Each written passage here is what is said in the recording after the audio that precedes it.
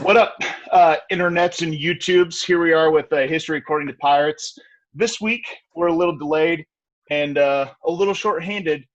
And so instead of just scrubbing this week's episode altogether, those that remain thought it'd be kind of cool to, whatever history we thought we could include, but just do a show and tell of things that we think are cool that we own.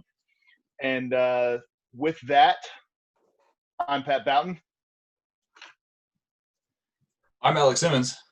That's Alex there. I'm Matt Norling. And then there's I see Pat Poughton. I am Bat Poughton. No, I'm Pat Mullahan. Awesome. So I got two things here that I wanted to show and tell about. First off, I've got my sweet small kukri here. What's cool about this one is this was a blade blank, meaning it didn't have a handle on it when I ordered it. And so I'd sat around forever, and I just recently got a handle put on it where I had a broken axe handle that I cut off and modified and shaped a little bit, put these cool little finger scallops on there so you're able to get like a close pinching grip to do fine detailed work, and put a nice edge on it. My next step is to make a sheath for it, but I'm really proud of it. It's turning into becoming one of my favorite cutting tools that I have. What's really cool about the kukri is it does in fact have a really interesting social and kind of political history involved. I won't delve too far into it, but it was made famous by the Gurkha warriors that were hired by the Honorable East India Trading Company, the English company, though they weren't very honorable. It's just literally part of the name of the company. So they basically, the short story is that the East India Trading Company went up to Nepal and were like, let's deal with these jerks up here because we don't like them, because the Nepalese are trying to expand their kingdom at the same time as the East India Trading Company. They got up there. If you ask the British, they won all the battles. If you ask almost everybody else, they didn't. And it basically came to a numerically inferior force of Nepalese Gurkha warriors fended off the, in every other way, superior forces of the East India Trading Company, held them to a standstill.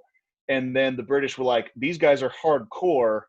And the whole motto of the Gurkhas is it's better to die than live a coward. So if that's your enemy, we've learned in places like Afghanistan and everywhere else, like if that's the philosophy of your enemy, you're not gonna conquer them, right? They're not gonna make a colony. So they're like, all right, fine, be a country, and by the way, can we hire you guys? And they're like, sure, let's do it. And they went off and became one of the most elite fighting forces in the world. This is their famous knife, but it's more than just a weapon. It's one of the most utilitarian knife designs on the planet, in my personal opinion, the best ever. I have a video on my personal YouTube channel called For This Land, where I spend a bunch of time delving into the design of the kukri, the history of the kukri, its influences, the way it kind of represents the Nepalese people as a social artifact. To me, it's a really fascinating and interesting history, the way this knife and the people of Nepal developed and evolved together into one, like, kind of, it symbolizes the people of Nepal the way the Bowie knife kind of symbolizes America. That's really cool. I think it's super cool. Yeah. So, the next video I'll do will be on a knife like this, which this is my other thing, is my orange knife collection. Sponsored by Home Depot. Go Pirates. And this is just a fraction of the knives I own, by the way, too. It's this love for knives that I'm able to make the connections of how a knife is representative of a people overall.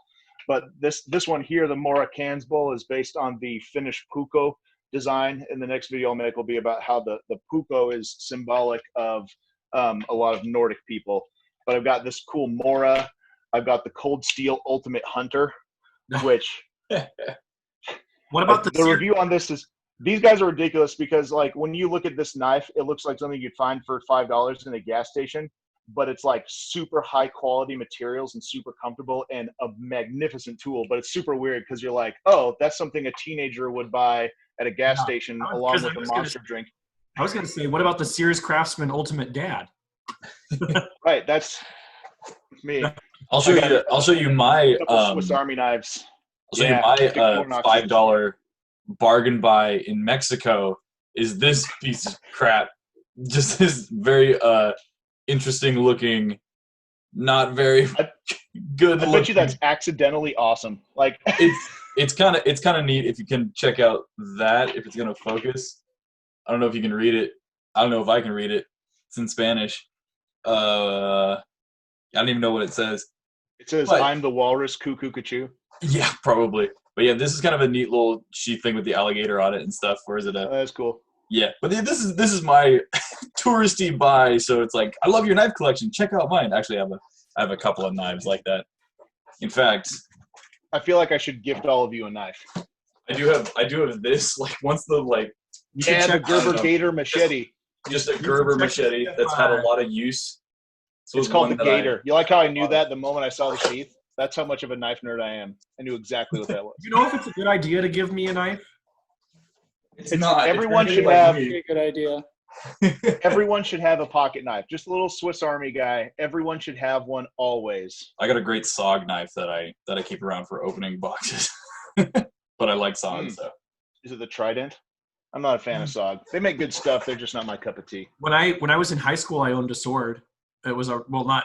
My friend told me he was a big nerd, but he told me it was not a sword. It was a sword-like object because it was a replica of a Lord of the Rings sword. To me, layman 15-year-old, it was a sword. My dad kept it in a closet, and when my dad was around, I could ask to take it out and hold it.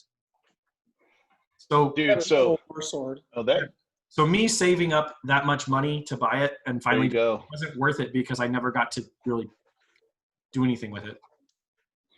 Well, like you get into like the cutlery nerds because you can buy kukri shaped machetes that are like manufactured, but like the super kukri nerds are like, it's not a kukri unless it was handmade by a peasant in a hut in Nepal.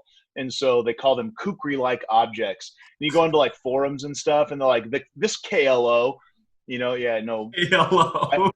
I say kukri nerds like I'm not one of them. We get a little ridiculous about this stuff. Well, so show me what you have right now, Alex. This is my SOG knife. What's a SOG? It's a brand. Company. It's just a company. I was reviewing for a pocket knife. Hadn't bought a new one in a long time. My old one broke. And I found that SOG was a pretty good quality make, like long lasting. I've had this for like 6 years or something like that. I've taken it out in the woods a couple of times. It's just a solid, and it's like heavy too. It's like it has some heft to it, which is something that I like. It just feels like flimsy knives that aren't very well made and like move around a lot like irk me. I don't know. I feel like you should do something else, but like the fact that the blade does not move that much here at the base is like really nice.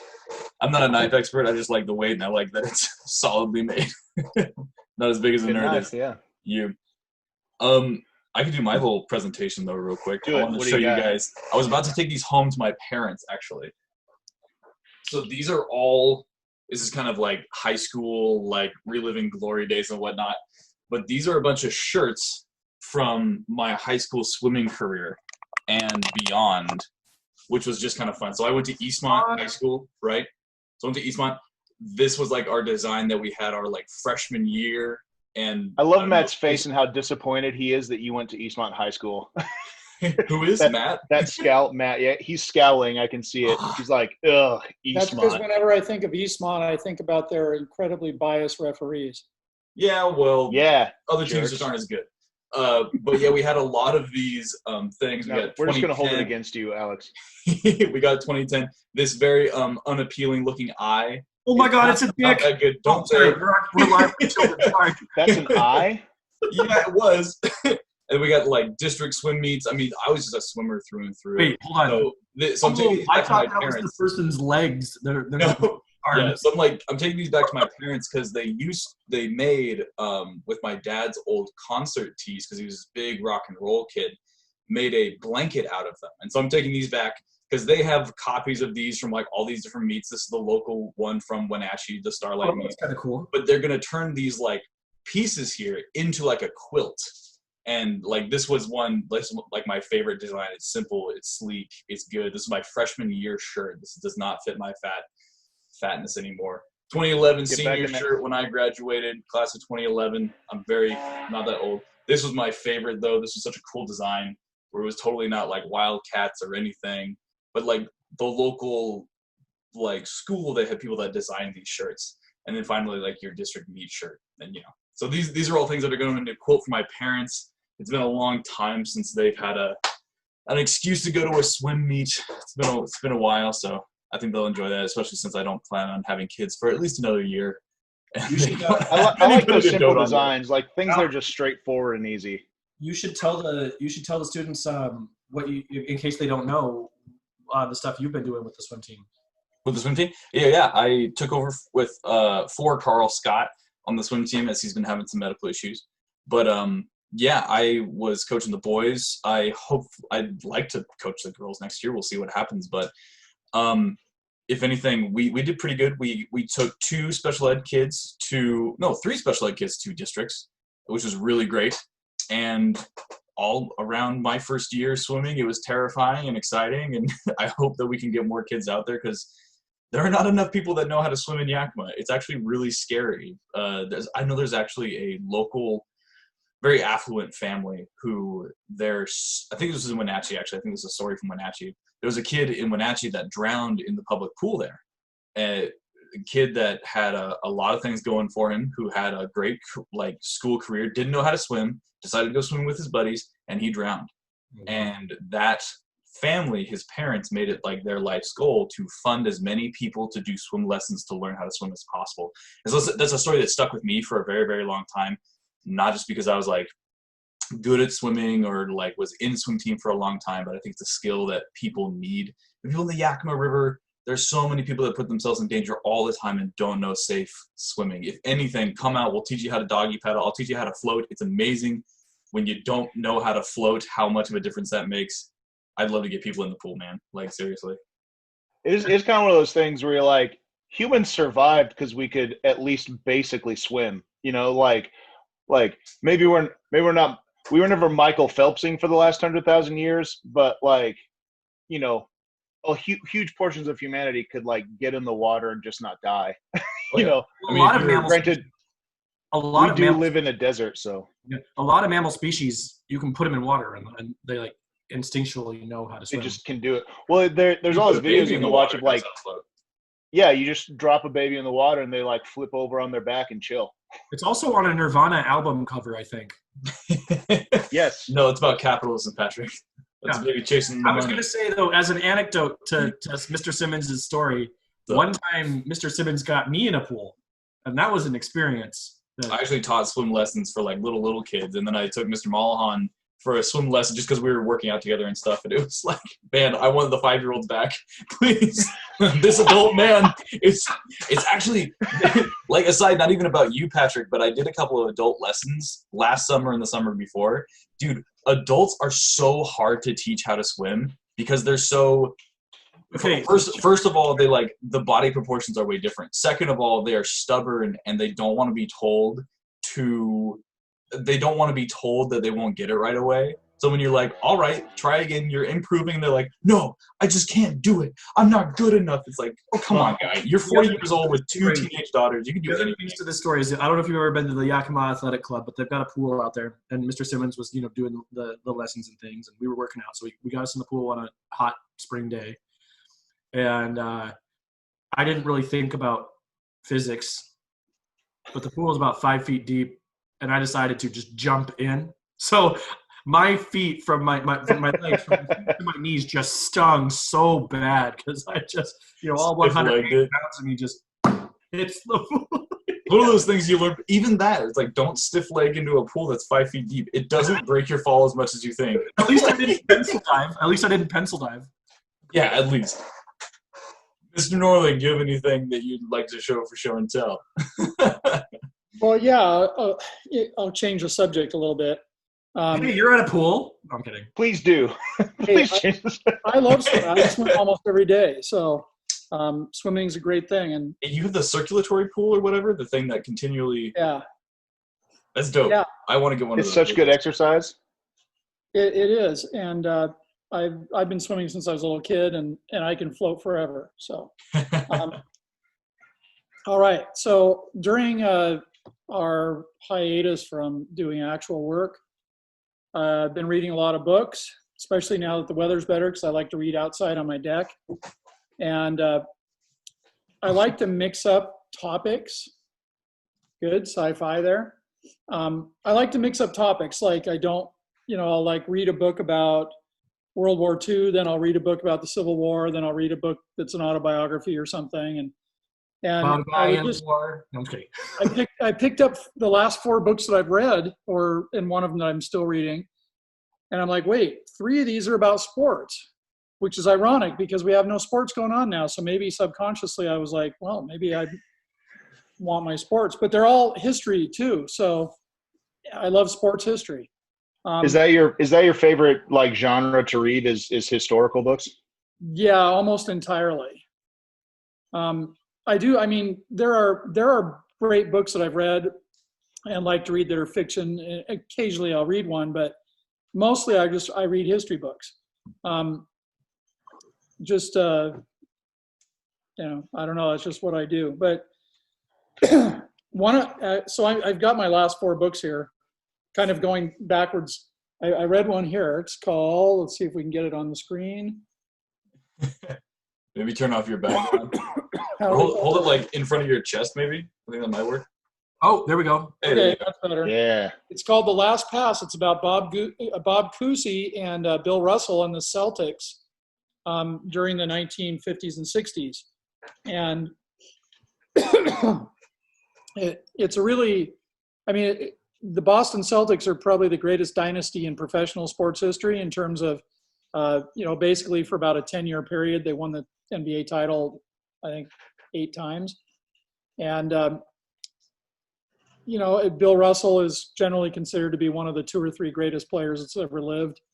And At the time he played, Bob Cousy was considered the greatest guard in the history of the NBA. And he's been kind of passed up in terms of, notoriety over the years. But he was really the first great point guard. And so that was a really good one. And then I read this book right here. It's called Undefeated, and it's about Jim Thorpe and the Carlisle Indian School football team. Yeah. That's an awesome story.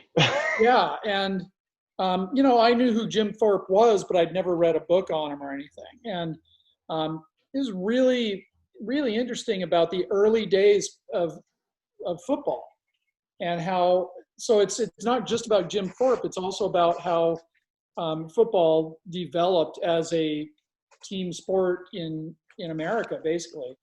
And the Carlisle Indian School, where he played, was playing against Harvard and Yale and Princeton and those were all the powerhouse teams of basically the turn of the century.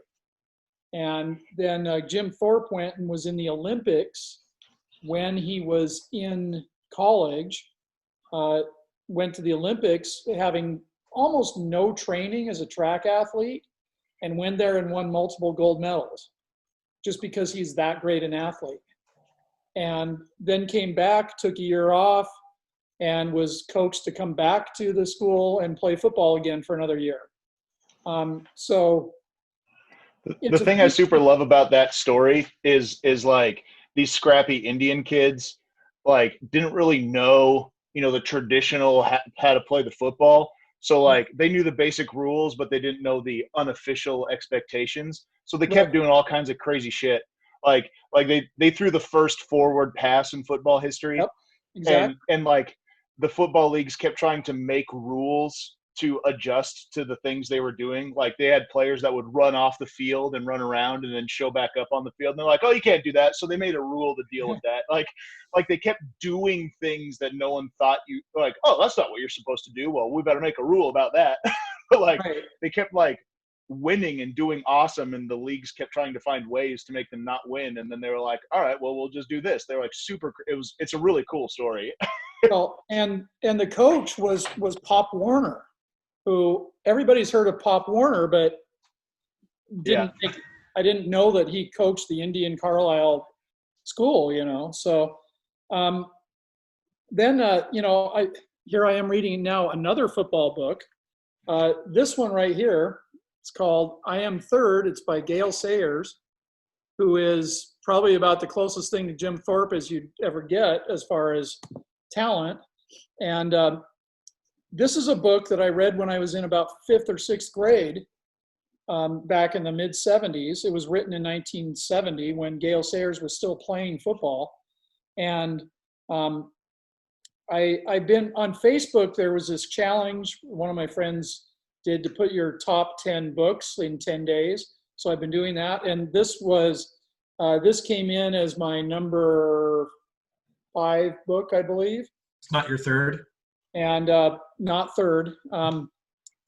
And so I thought, I haven't read that in a long time. So that's what I'm reading now. But there's a great movie called Brian's Song. It's about Brian Piccolo, who was a teammate of Gale Sayers in the day, and Piccolo ended up dying of a tumor, basically cancer. I'm only laughing because there's a character named Piccolo in Dragon Ball Z who also dies. Really? Yes. Well, Not from a tumor though. Brian Piccolo was a white guy, and he was roommates with Gale Sayers, who's a black guy, back in the 1960s. And it was in the early days of that sort of thing. And then he died of cancer, and they made a movie, Brian's Song, which is about that. And it is a movie that you will cry at the end of. I've heard of that movie. I've not seen it, but I've heard of it. It's a great movie. It was a made-for-TV movie starring James Caan and Billy D. Williams. James Caan plays Brian Piccolo, and Billy D. Williams plays Gale Sayers. And for you young guys, Billy D. Williams, of course, is Lando Calrissian. Lando. Oh, really? James Caan became son of Corleone too in The Godfather. But dang. It's making me think though, like what books, like when I was in 5th grade or 6th grade, like early school. Harry Potter. Well, actually, so I'm re-listening to Harry Potter. I got the audiobook because what really brought me into like reading was audiobooks, and Harry Potter was something that made my imagination come alive. So I bought the book again on Audible. I have it on cassette tape in my closet right here. But like listening to that again is so different. Like, yeah. But I mean, like one of the ones that really made a difference for me was like, what is it? The Stay Golden Pony Boy one, The Outsiders. Outsiders, that's number 3 on my list. Really? Yeah. Nice. Yeah, The Outsiders was one that like somehow connected with me. I'm really curious. I taught 8th grade English for many years, and we always read The Outsiders. And I love The Outsiders. It's a great book. The movie's great too. Yeah, I remember watching the movie. The book is just an incredible book. And then I also just finished reading this one here about a week or so ago. If I can get there we go. It's called The China Mirage, and it's about the history of the United States and China. Oh. And starting all the way back in the 1800s, when we had business people that went over there in the opium trade. And it just so happens that one of the early opium traders was Franklin Roosevelt's grandfather. And of course, Teddy Roosevelt was very involved with Asia from a political standpoint. And then obviously Franklin Roosevelt was as well.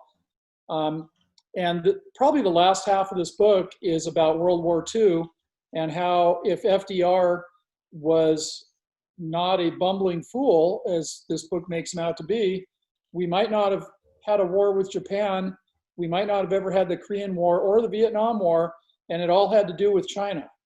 And it's interesting in that there's a lot of what might have happened if stuff in there, but also a lot of really interesting factual stuff just about how China came to be what they are today, how our relationship with them has been, up and down, obviously, and especially a lot on the history of Chiang Kai-shek and Mao Zedong, who were the Chinese Civil War basically going on in the 1940s and shortly after World War II, and how the U.S. basically ignored Mao and went with Chiang Kai-shek, who was nicknamed Cash My Check.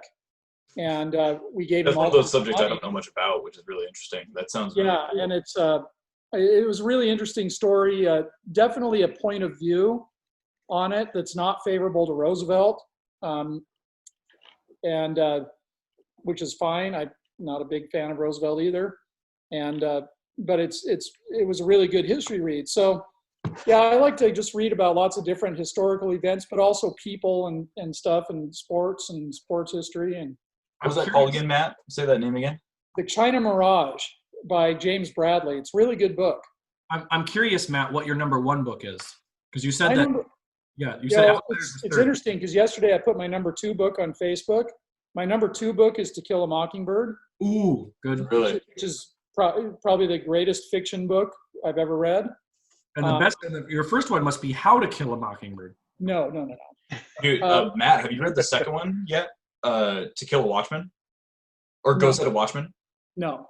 You should check that out, actually. It's a really interesting perspective. I wasn't the biggest fan of it, but I think it's worth a read because the author, if you ever read anything when that book came out, the author initially wrote Right. the 2 books together in one, but they cut Ghost at a Watchman, the second half, the like 20-year sequel in the book, because people were like, oh, the story of not Katniss, that's fucking Hunger Games. What's her name? A bird, right? Scout. Scout, I'm thinking yeah. like Pigeon or something. Anyway, Her the father's story of Adam. Scout as a little kid. Her name is Pigeon. And I was like, what is Damn her it, name? Alex. The story of Scout as a little kid was so much more like for the time period and stuff. But you should check out Ghost at a Watchman because it is like it's her as an adult coming back to this backward, this southern town that didn't like evolve, and it's really interesting and sad and like it's good. It's good in its own way. It's like When it it's not came very- out, there was a lot of controversy about it, and I thought, you know what, I'm just going to leave it alone. You should revisit it now though because it's an interesting read. You want to see that story evolve. Number 1 book on my list. I'll be posting this on Facebook later. Do it. Number 1 book on my list. Therefore, the best book I've ever read is called The Boys in the Boat, and it's about the 1936 University of Washington crew, and so it's a true story. It's got all of my things. It's a true story, and it's got a lot of history, especially about the history of.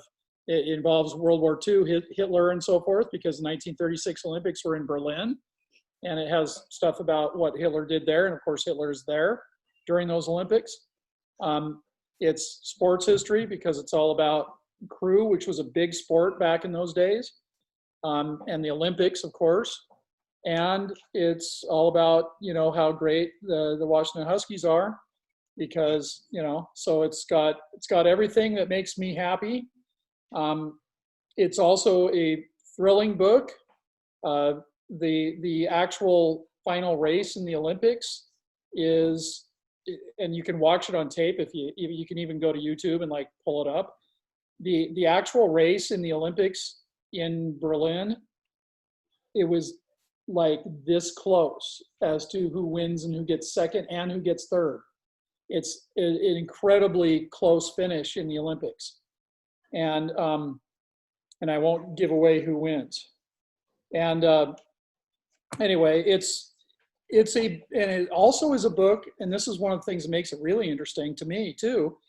It's a lot of Washington State history, because as this person one of the guys on the team is the focus of the book, and he grew up with parents who left the area of the Dust Bowl and came here to get away from it, which is a U.S. history thing, obviously, that we cover in class. And then he came here, but his parents are dirt poor. They moved to Sequim. I don't know if you guys know where Sequim is. Peninsula. But he moved to Sequim and was there for a few years. But then his father, who got remarried, moved back to Spokane with his new wife and their little kids, but told him he had to stay in Sequim. He was in high school at the time, so he ended up living in Sequim by himself for a couple of years. So he made money by catching salmon in the creek that was near his house and selling them to cars as they drove by, and then was discovered by the crew coaches who were looking for good athletes ended up going to the U, needed to make money there, so he went and worked in the summer to help build the Grand Coulee Dam. Damn. Because as a crew guy, he had great upper body strength, so he's one of the guys who was dangling on a rope from the top of the cliff, jackhammering into the side of the mountain because he could. And so there's a lot of history of just talking about that and other things, but it's a really fascinating thing, and it's the kind of book you can't put down if those sort of things interest you, which of course they do to me. So what I love about that is that like highlights just one of those things that seems true across the board, is like significant adversity creates epic people. Yeah. You know what I mean? Yeah. Like that's one of those things that like I wish I could convey well to a lot of our students who have a lot of adversity, is like, if you just have the grit and like that determination, the like crappiness of your life. And I can say this as one that has not had a particularly crappy life, and and can say like, I've done cool things, but like I'm that guy who has an Olympic gold medal and was hanging off of a dam or a cliff in a rope with a jackhammer, whose dad left him for some other lady's kids. Like, like hopefully he left him for the lady, not the kids. Well, he got remarried, and then he had kids with a new wife. That was the deal. And yeah, it's just crazy. It was just a really interesting story, and that's the thing too. These other sports books that I read, some of the most interesting sports people are people who have had adversity. Obviously, the Indian boarding schools, that's a whole interesting issue. And there's a lot of history of that in this as well, about how they tried to and it actually talks about the guy who started that school was a Civil War officer who then took upon his mission to civilize the Indians. And he started this school, the Carlisle Indian School. Yeah, kill the Indians, save the man. Racist, awful man. Yeah, but it's amazing that athlete and that story can come out of that terrible, terrible time and terrible intentions by these people, right? That adversity. Yeah, it's, really, definitely a strange things some of these people thought would be a good idea. But yeah, I mean, poverty, obviously there's a lot of poverty. And then, Gale Sayers, who is in the I Am Third, his family was dirt poor. They lived in Nebraska. Omaha, Nebraska was where he grew up. But he was a good athlete, so he was able to, make his way in his world because he was a great athlete. He ended up going to college at University of Kansas, but he had no money. He would never have been able to go to college without the athletic scholarship. And then went on and became. I bet he busted his ass. Well, yes, athletically, for sure. As to, and there's lots of these other, stories. Those are not the only guys with that kind of story. Right. There's so many good stories like that. I read another book I don't have in front of me here. It's about a guy who he grew up in, it was Hungary during the World War II time. And Hungary was taken over by the Nazis. And so he's a Hungarian Jew. And of course, we all know what happened with the Jews. Well, his parents basically told him to leave with their uncle with the intent of going to, they were going to hike into Switzerland. And I mean, if you think about it, hiking from Hungary to Switzerland, first of all, it's a rough. They were going to hike to Switzerland and then, be able to get away from being put in a concentration camp or something. He ends up getting captured by the Nazis and spends the last year of the war in a concentration camp in Austria that was liberated by the American army. And then he then emigrated to the US afterwards. And his goal was to pay back America for saving his life. And so he entered he came to America like many of the immigrants did back in those days with nothing.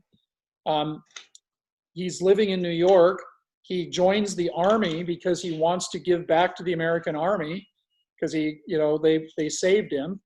And he ends up going to the Korean War as a soldier, fighting in the Korean War, getting captured and being held in a prison camp by the Chinese for about 2 years. And Roosevelt. The Korean War really could have been avoided, but that's another issue. This guy, he ended up winning the Medal of Honor for actions that he took during the Korean War prior to being captured, but his racist because he was Hungarian and Jewish, okay? His racist commanding officer would not put him in for the Medal of Honor, but after he was liberated, and some of the other guys in his unit were also there they said, we heard the commanding officer say this guy should be put up for Medal of Honor. It was just not passed on by his immediate commanding officer, who treated him like dirt. And so when he was like 80 years old, he actually received his Medal of Honor finally. This is all a true story. Cool. And from President George W. Bush actually held a ceremony, and he got his Medal of Honor finally. That's and awesome. so It's crazy. Again, hey, Milan, what are your show and tells? Looks like we're running out of yeah, time. let's move on. I've been talking way too much. Yeah, I'll go real fast. But it's weird because my two things that I grabbed were actually sports history and a book. Sweet. So You got 2 minutes. I have a Lithuanian national team basketball jersey of Jonas Valanciunas, who's tied for my favorite player in the NBA. And one of the reasons that I really like the Lithuanian team is in 1992, after the fall of the Soviet Union, was the first Olympic Games where Lithuania and countries of the former USSR could compete as their own country. And 1992 Olympics, if you know anything about them, I'm trying to speed up real quick. If you know anything about them, it was the year of the Dream Team in the United States. The second Dream Team. Yeah, exactly, because the Dream Team was kind of, the American Dream Team was a kind of foregone conclusion that they were going to get gold because it was the most stacked team of all time. But the cool story about the Olympics is Lithuania kind of captured the hearts of a lot of people because of their story of kind of sovereignty and freedom and playing for your own country for the first time. And they made it to the bronze medal match against Russia. So there was a lot of meaning to that game. And they I don't know, should I tell you? They were victorious and they won bronze. And there's a really great documentary called The Other Dream Team about that Lithuanian team. And they even had a lot of NBA players that made it big once the Soviet Union let them come over. If you're familiar with NBA history, Arvydas Sabonis, who played for the Portland Trailblazers, was on that team. And his son now, Domantas Sabonis, who went to Gonzaga, is now a pretty big star, an all-star player in the NBA as well. And probably if Arvydas Sabonis got to play his whole career in the NBA and not, split with the USSR, he probably would have been considered one of the best players. As I was explaining, basically to wrap up the jersey, current NBA player Domantas Sabonis, who was an all-star that went to Gonzaga University, his dad was Arvydas Sabonis. And for a long time, the USSR would not let him come over to the NBA, even though the Trailblazers had drafted him. They weren't releasing their players. After a long time of negotiations, they finally let him go. And he was amazing. If you watch highlights of Arvydas Sabonis, that guy was a bull. And he had the touch as well. He had the strength to back you into the basket, but he made these incredible behind the back passes and phenomenal athlete. I think that had he spent his entire career in the NBA instead of, most of it in Russia, a lot of people would know him as one of the best players of all time. His skill set was through the roof. That's one of those things where I don't know that much about basketball, but I know the name Sabonis. Another player who, for different reasons, obviously, injuries had a lot to do with it. I think one of the greatest players of all time, had he never been injured, would have been Yao Ming. That guy he put Shaq, he dominated Shaq Like Yeah. Yao Ming was incredible. But anyway, the other thing that I really wanted to show you is a book. Alex, you want to guess the name of the book? Is it the Pokemon Handbook? Oh, fuck. Sorry, children. No, it is The Fellowship of the Ring. And this is an older cover. I don't know if you can tell. That's sweet looking. Yeah. One of the older editions. And here's the cool thing about this book. I mean, I have my own like Lord of the Rings books. They're paperback that I got when the films came out about almost 20 years ago. But this book I was given actually during quarantine. My Matthew Helms is an IB student of mine, and I got him in an advisory. Great kid. And you know what he did is because I would use the metaphors of Lord of the Rings often in class for different things.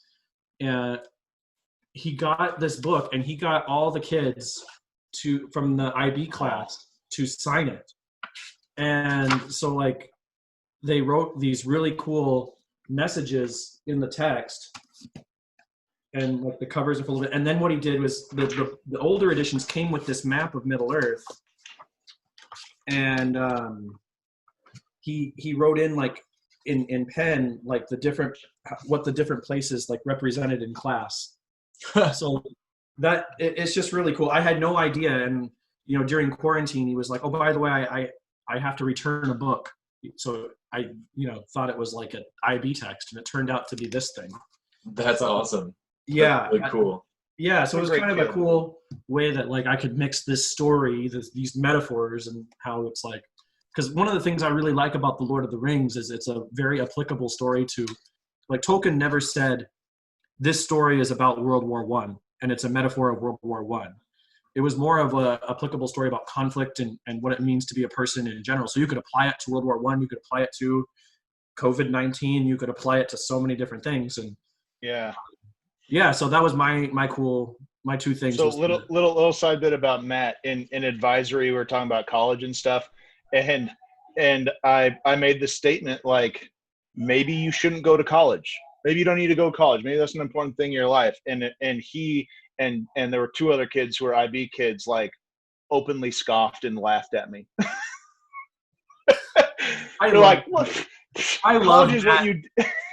I love Matt. He is so. Oh, by the way, we did this thing in IB where it was civil rights unit, and they had to write like a perspective on this civil rights court case from the 50s, and his spin on it was they were going to act it out, and he didn't tell anyone until the day of. And so he had this perfect Mississippi Southern drawl, like Wow. he's and like it was flawless. Like he was like you. With your accents, like it wasn't like a bad Pat Mollahan attempt. It was like this guy knows what he's doing. That's awesome. Yeah. So yeah, Julie keeps asking me what am I gonna do for my birthday, and I'm like, what can we do?